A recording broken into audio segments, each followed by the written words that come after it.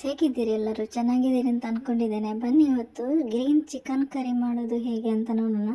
ತುಂಬ ಈಸಿಯಾಗಿ ಟೇಸ್ಟಿಯಾಗಿ ಕಡಿಮೆ ಇಂಗ್ರೀಡಿಯೆಂಟ್ಸ್ ಹಾಕಿ ಮಾಡಿರುವಂಥ ರೆಸಿಪಿ ಇದು. ತುಂಬ ಚೆನ್ನಾಗಿ ಬಂದಿದೆ. ಇದನ್ನು ಯಾರು ಕೂಡ ಮಾಡ್ಬೋದು, ಗೊತ್ತಿಲ್ಲದವರು ಕೂಡ ಒಂದು ಸಲ ನೋಡಿದರೆ ಮಾಡ್ಬೋದು. ತುಂಬ ಚೆನ್ನಾಗಿ ಈಸಿಯಾಗಿ ಮಾಡಿರುವಂಥ ರೆಸಿಪಿ. ಬನ್ನಿ ಇದನ್ನು ಮಾಡೋದು ಹೇಗೆ ಅಂತ ನೋಡೋಣ. ಇಲ್ಲಿ ನಾನು 1 kg ಚಿಕನ್ ತಗೊಂಡಿದ್ದೇನೆ. ಇದಕ್ಕೆ 1 ಕಪ್ ಮೊಸರು ಹಾಕ್ತಾ ಇದ್ದೇನೆ. ಇದಕ್ಕೆ 1/4 ಟೀ ಸ್ಪೂನ್ ಅರಿಶಿನ ಹುಡಿ ಹಾಕ್ತಾ ಇದ್ದೇನೆ. ರುಚಿಗೆ ಬೇಕಾದಷ್ಟು ಉಪ್ಪು ಕೂಡ ಹಾಕಿದ್ದೇನೆ.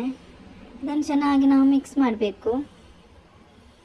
ಇದು ಚೆನ್ನಾಗಿ ಮಿಕ್ಸ್ ಆಗಬೇಕು.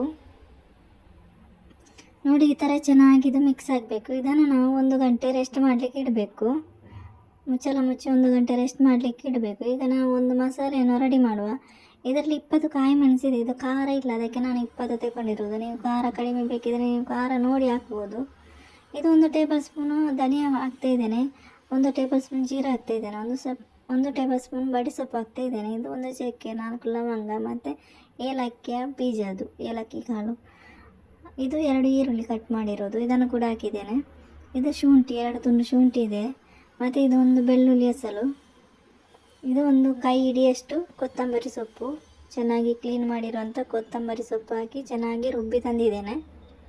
ನೋಡಿ, ಈ ಥರ ಚೆನ್ನಾಗಿ ರುಬ್ಬಿ ತಂದಿದ್ದೀನಿ. ಈಗ ನಾನು 2 ಟೇಬಲ್ ಸ್ಪೂನ್ ಎಣ್ಣೆ ಹಾಕ್ತಾ ಇದ್ದೇನೆ.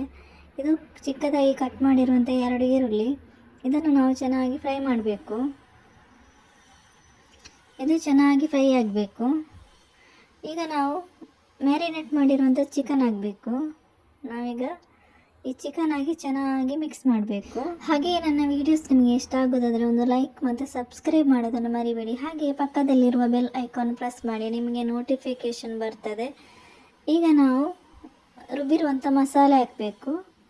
ನೋಡಿ, ಇದು ರುಬ್ಬಿರುವಂಥ ಮಸಾಲೆ. ಈಗ ನಾವು ರುಬ್ಬಿರುವಂಥದ್ದು ಮಸಾಲೆ, ಇದನ್ನು ಹಾಕಿ ನಾವು ಚೆನ್ನಾಗಿ ಮಿಕ್ಸ್ ಮಾಡಬೇಕು.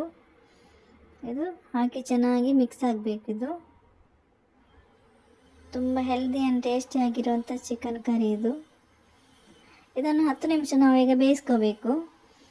ನೋಡಿ, 10 ನಿಮಿಷ ಆಗಿದೆ. ನೋಡಿ, ಚೆನ್ನಾಗಿ ಬೆಂದಿದೆ ಇದು. ನೋಡಿ, ತುಂಬ ಹೆಲ್ದಿ ಆ್ಯಂಡ್ ಟೇಸ್ಟಿ ಆಗಿರುವಂಥ ಚಿಕನ್ ಕರಿ ಯಾರು ಕೂಡ ಮಾಡ್ಬೋದು. ತುಂಬ ಈಸಿ ರೆಸಿಪಿ ಇದು. ಹಾಗೆ ಈ ವಿಡಿಯೋ ಇಷ್ಟ ಆದರೆ ಒಂದು ಲೈಕ್ ಮಾಡಿ, ಹಾಗೆ ರೆಸಿಪಿಯನ್ನು ಟ್ರೈ ಮಾಡಿ. ಹಾಗೆ ನಿಮ್ಮ ಅನಿಸಿಕೆ ಅಭಿಪ್ರಾಯಗಳನ್ನು ಕಮೆಂಟ್ ಬಾಕ್ಸಲ್ಲಿ ತಿಳಿಸಿ. Thank you for watching.